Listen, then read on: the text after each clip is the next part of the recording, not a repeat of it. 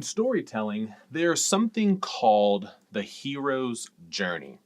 It is a way of telling the story of a certain person and a problem that he or she faces. The hero's journey goes something like this. First part of it is that you have the person living in regular life. In the second part, you have the person get called to an adventure, a dangerous journey. Then the third part, though, is usually that the person does not want to go on the journey. They show some apprehension. But eventually, they feel confident when they meet their mentor who promises they'll be with them and will allow them to be successful. And then lastly, the hero crosses a threshold entering a dangerous place, a strange place. More elements are needed, of course, in the hero's journey for it to be a hero's journey, but the overarching idea is that the hero must leave home, transform along their adventure, and then return home as a new person. The story of Jacob seems to fit this structure. It is told as if it is a hero's journey. Genesis 28:10 gives us the setting of the person who will be called to a life-changing journey. The text says something like this: "Meanwhile, Jacob left Beersheba, which is his home, and he set out for Haran."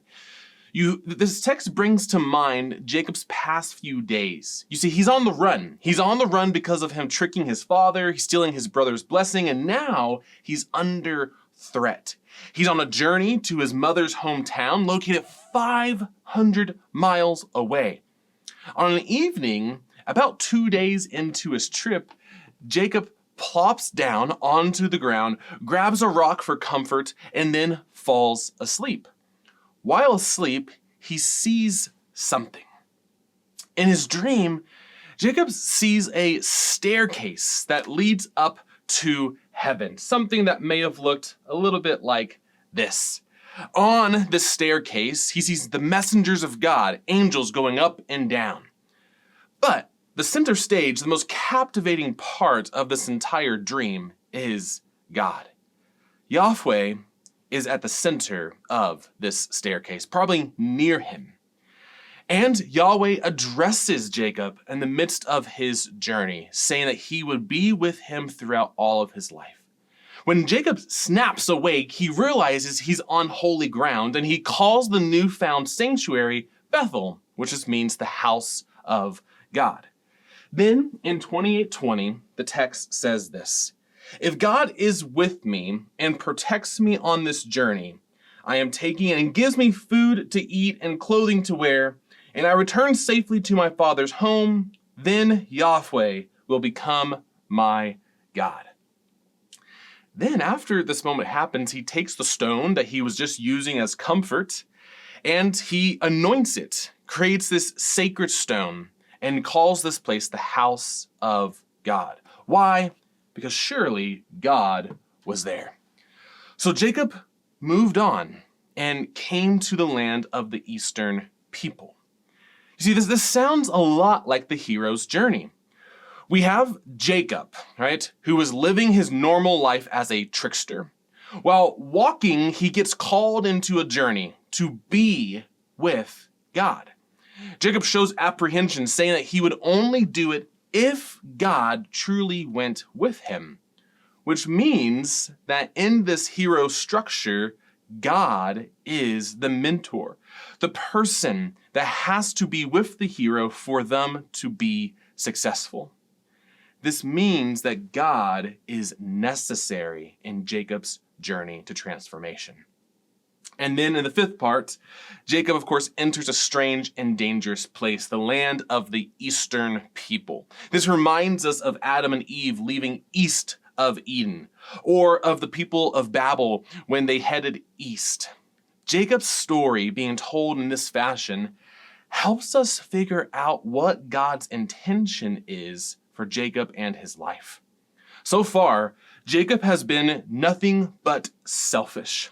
He was selfish when he bartered stew for Esau's inheritance. He was selfish whenever he tricked his father into giving him a blessing. But if the purpose of the hero's journey is for the person to leave and return transformed, then God has something up his sleeve for this trickster. God desires for Jacob to become new. You see, as we walk as new creations in Christ, I want us to remember an integral part of the hero's journey. The hero cannot be successful without the mentor. Jacob cannot become new without God. We too, on our own journeys, cannot be who we are supposed to be without God's love transforming us. As you walk with God and are being transformed by him, make sure that you are choosing his ways and not your own. God desires to transform us away from selfishness into his likeness. As you walk with God, are you being transformed by him into his image? One practice that I think helps with reminding us about God's desire to transform us is keeping an itinerary of our day. What does an average day in your life look like? What you spend your time doing shows you where you are trying to go. As you look at your calendar, is God reflected throughout it? And if not, that is not a moment to feel shame. It is a moment to say, though, how can I better focus on him as my goal? For the Christian life is simply about walking with God's Spirit, towards God, and in the process being transformed to look more like God.